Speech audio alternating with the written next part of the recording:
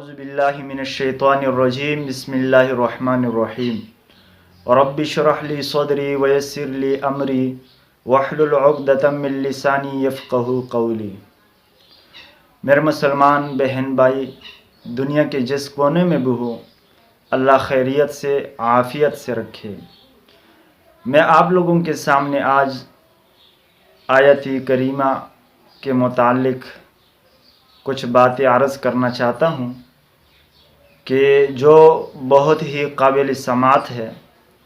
آیت کریمہ کون سی آیت کو کہتے ہیں اور آیت کریمہ کا مطلب کیا ہے اور آیت کریمہ کی فضیلت وہ کیا ہے؟ محترم سامعین، آیت کریمہ جو کہ حضرت یونس علیہ السلام کی دعا ہے، سورہ انبیاء آیت نمبر 87 میں اس کا ذکر ہوا ہے کہ لا الہ الا انت سبحانک انی کنت من الظالمین۔ اس کو کہتے ہیں آیت کریمہ، اور اس کا مطلب کیا ہے؟ میرے دوستو، آیت کریمہ یہ بہت ہی فضیلت والی آیت ہے۔ یہ ایک ایسی دعا ہے کہ اگر اس کو دعاؤں کا سردار کہا جائے تو کوئی کم نہیں ہوگا۔ آیت کریمہ اس کا مطلب کیا ہے؟ آسان الفاظ میں، مختصر الفاظ میں یہ ہے کہ اقبال جرم کرنا، اپنے جرم کا اعتراف کرنا، اللہ کے سامنے اپنے جرم کا، اپنے گناہ کا اعتراف کرنا، یہ سب سے مختصر الفاظ میں اس کا یہ مطلب ہے۔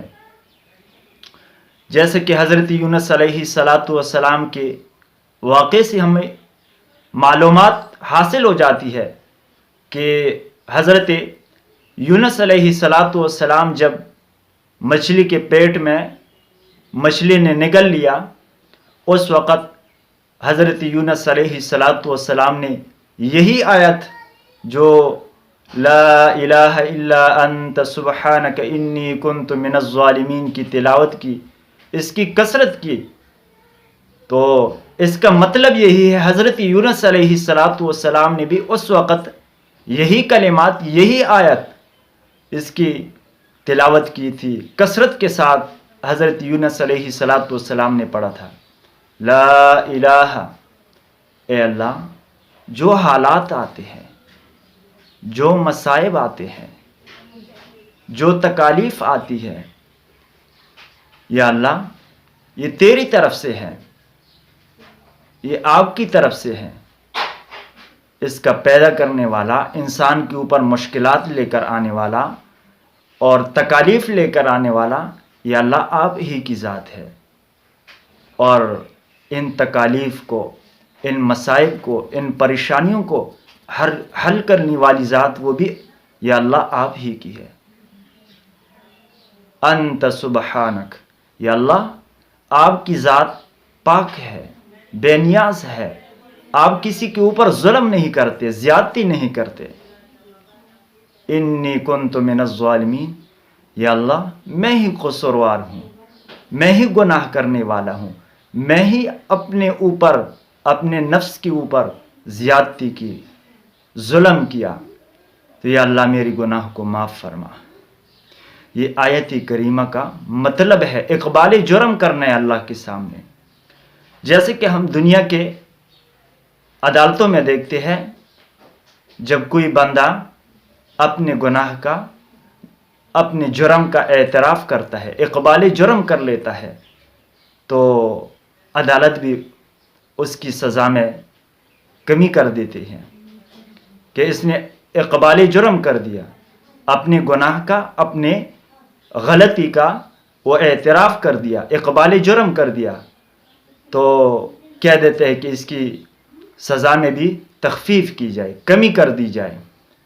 جب دنیا کا یہ نظام ہے، جب انسانوں کا یہ نظام ہے کہ جو اللہ نے پیدا کی ہے، تو پھر وہ ارحم الراحمین ذات، وہ شفیق ذات کہ جو اپنے بندے سے 70 ماؤں سے بھی زیادہ محبت کرتا ہے، کیا اگر اس کے سامنے ہم اپنے گناہ کا، اپنی غلطی کا اعتراف کر لے، وہ ہمارے گناہوں کو معاف نہیں کرے گا؟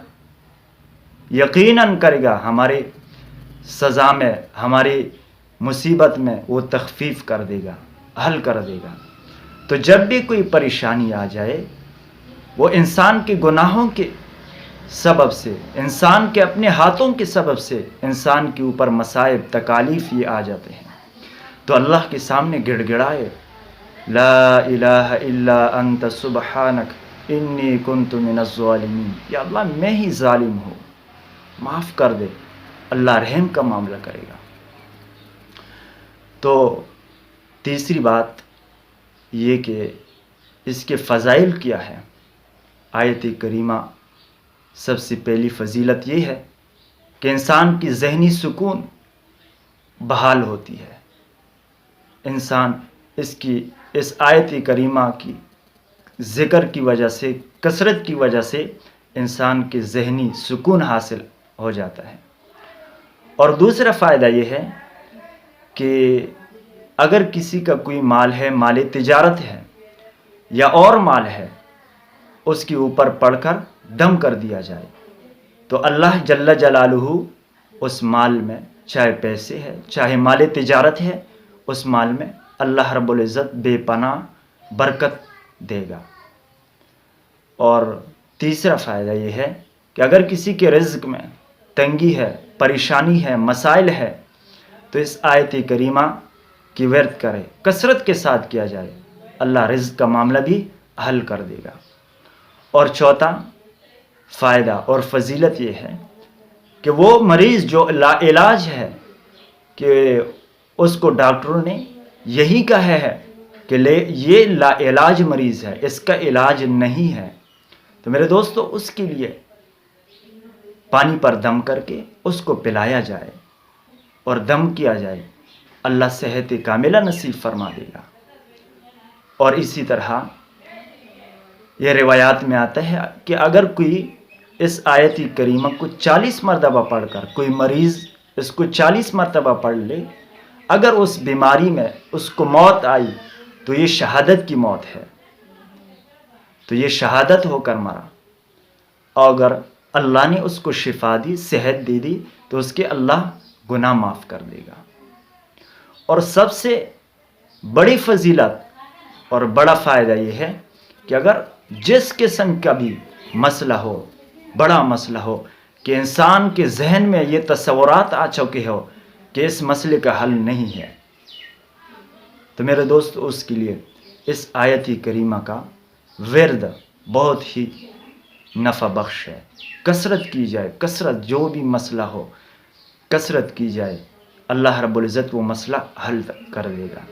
اور اسی طرح اگر کوئی بے روزگار ہے، کوئی روزگار نہیں مل رہا، اس کے لیے اس وظیفے کی کثرت کی جائے، اس آیت کریمہ کی کثرت کی جائے، کثرت کے ساتھ پڑھا جائے، تو اللہ رب العزت اپنے خزانوں میں سے اس کو حلال روزگار نصیب فرما دے گا۔